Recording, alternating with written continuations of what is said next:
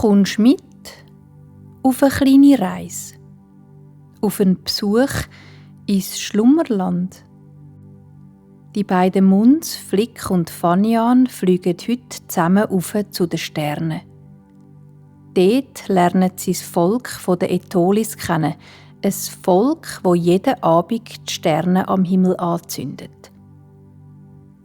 Also, dann machst du dir jetzt so bequem, wie es nur geht, und dann machst du deine Augen zu. Der Ort, wo du bist, ist immer noch da, auch wenn du die Augen zu hast. Und jetzt stellst du dir vor, dass irgendwo da in der Nähe um dich herum eine Tür siehst. Eine Tür mit einer Türfalle. Wenn du jetzt die Türfalle abdrückst und durch die Türe durchgehst, bist du da, im schönsten Land, das es gibt. Im Schlummerland.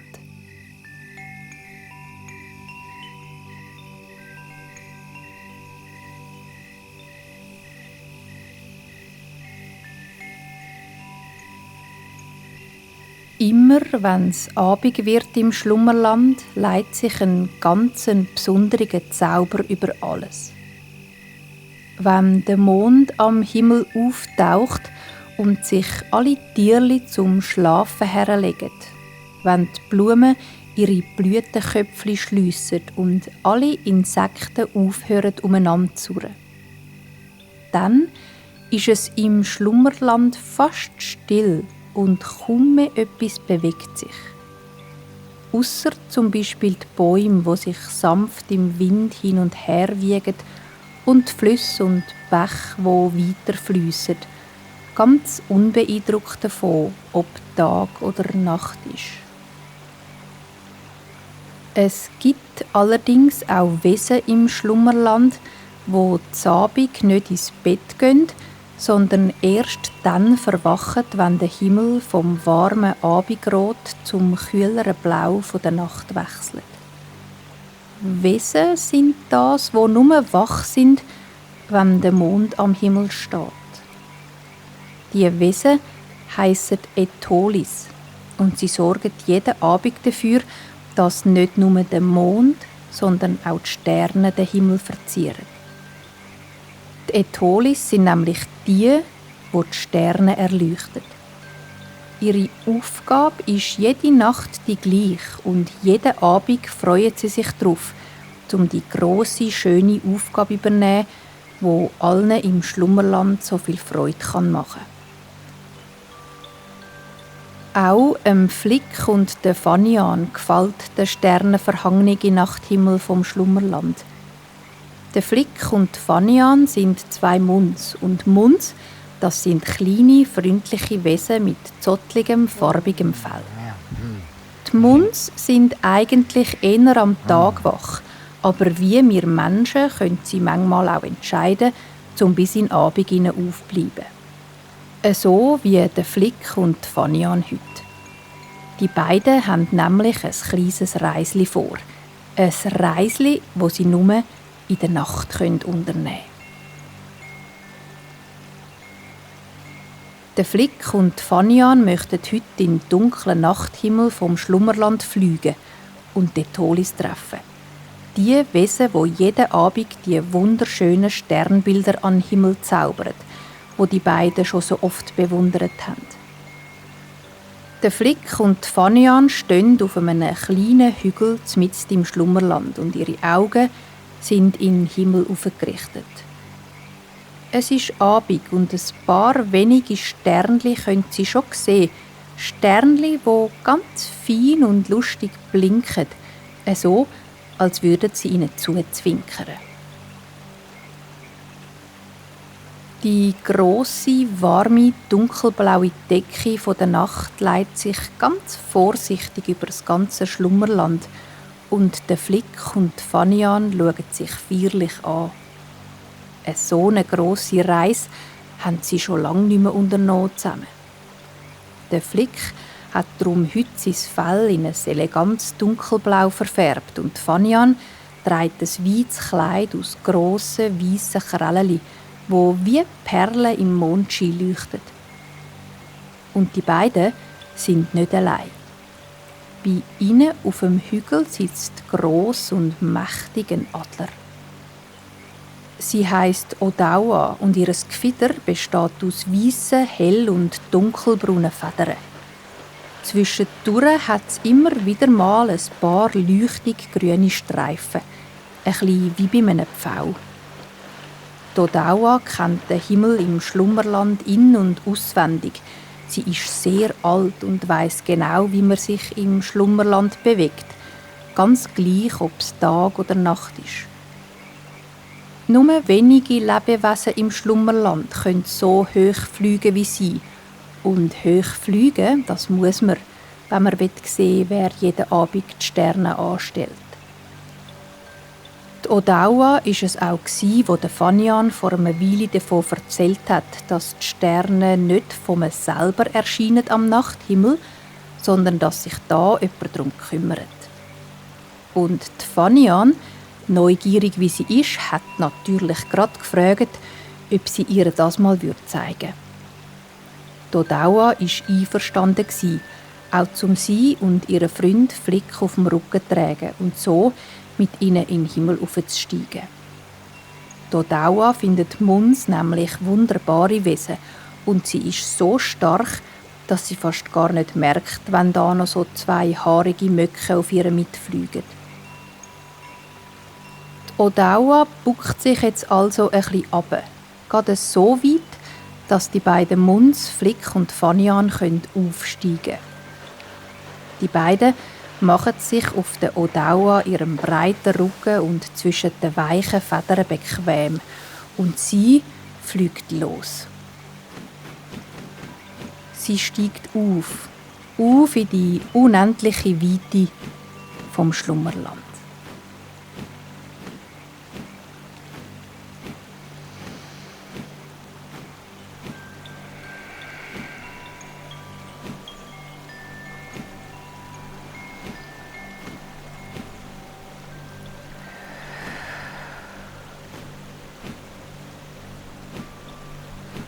Um zu den Aetolis zu kommen, muss man sehr weit raufgehen.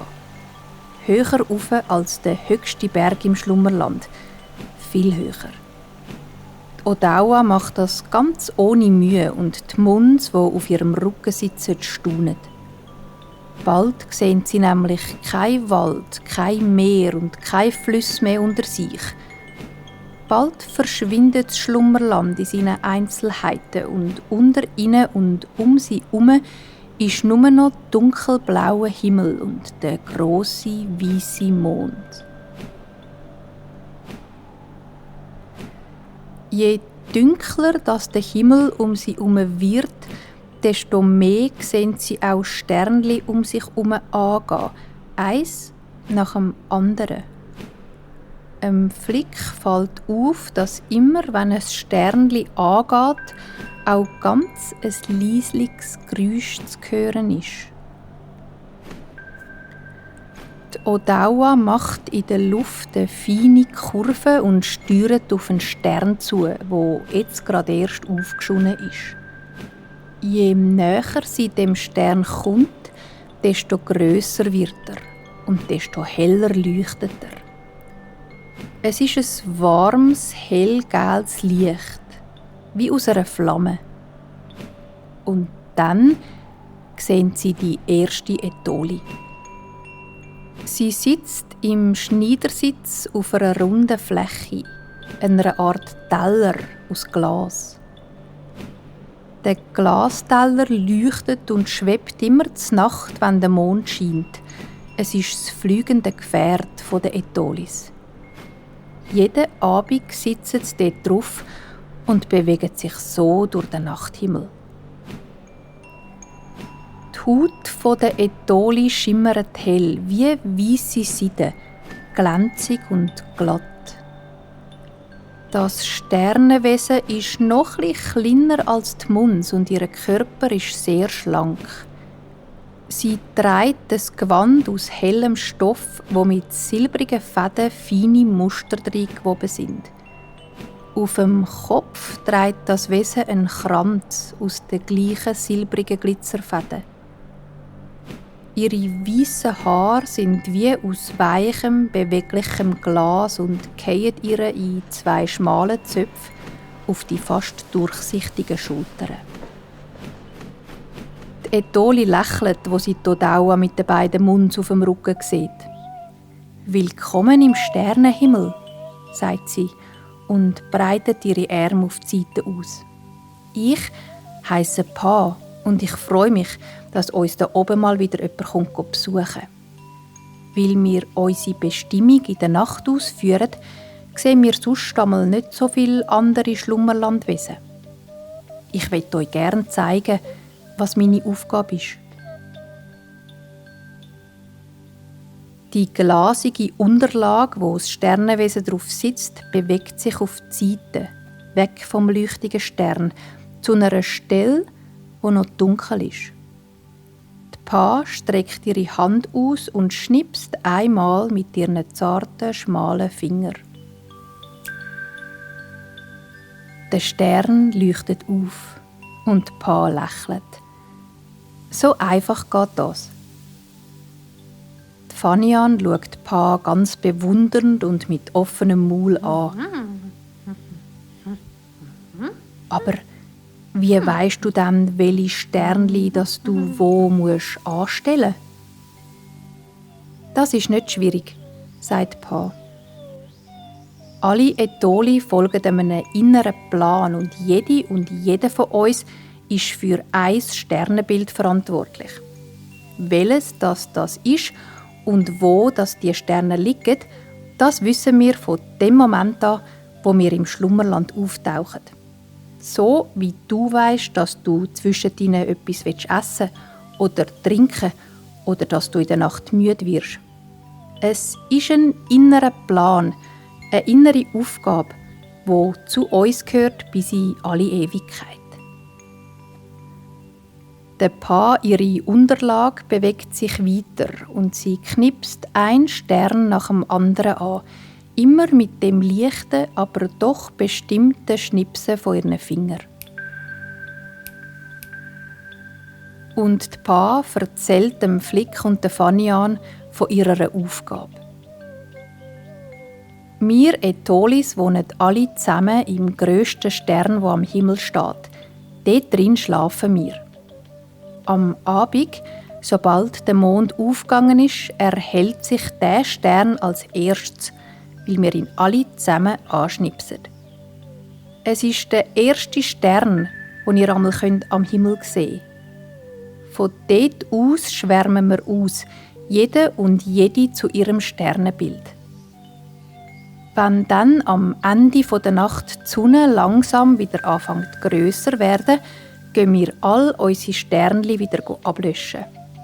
Und dann gehen wir heim in unsere kleinen Betten im ersten Abendstern und schlafen ein.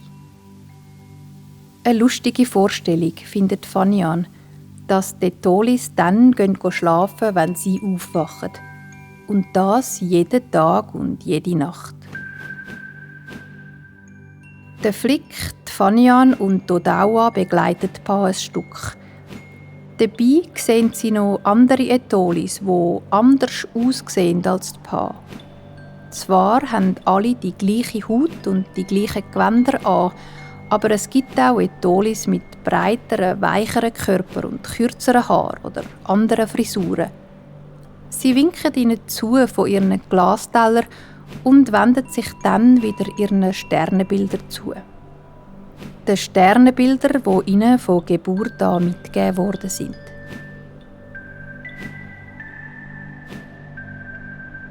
Rund um den Flick, die Fanian und Todawa wird es immer heller. Immer mehr Sterne leuchten auf. Immer pünktlicher wird der blaue Himmel vom Schlummerland. Die einen Sternli sind gross und hell, andere winzig klein, so dass man sie nur sieht, wenn man ganz genau anschaut. Ganz gleich, was es für ein Sternli ist, wie gross oder wie kräftig, Jedes ist gleich wertvoll und gleich wichtig fürs Himmelbild. Wenn nur schon eins fehlen würde, wäre das Bild am Nachthimmel nicht mehr das gleiche. Jedes trägt auf seine Art und Weise zu der Schönheit vom Schlummerland bei, zum Gleichgewicht zwischen Tag und Nacht, zwischen Sonne, Mond und Sternen.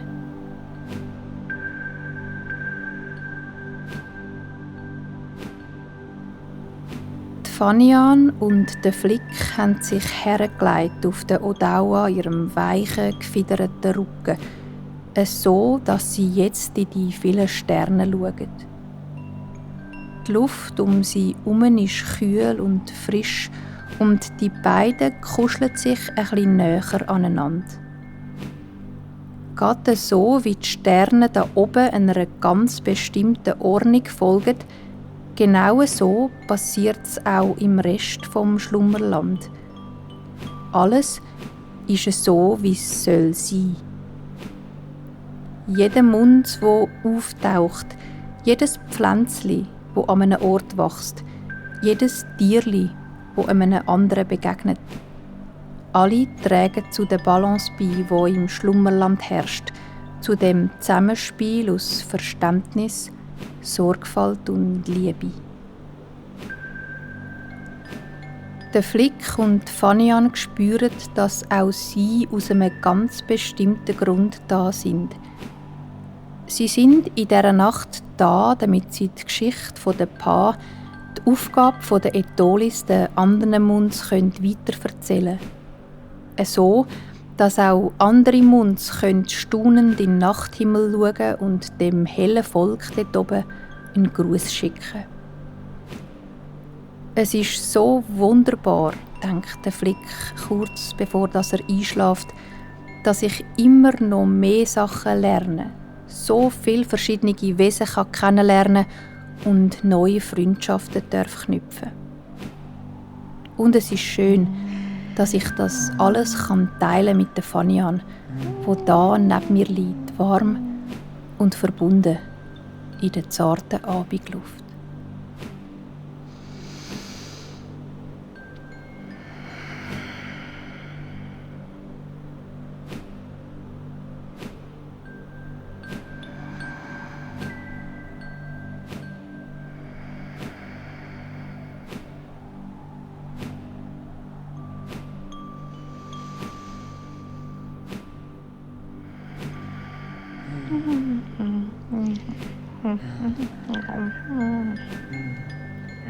Der Flick und Fanian schlafen ein auf dem Rücken der Odawa.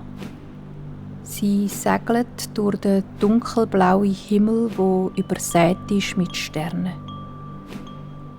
Sie segeln durch das Universum voller Etholis, wo weiter ihre Sternenbilder aufleuchten lassen, für alle im Schlummerland zum sehen.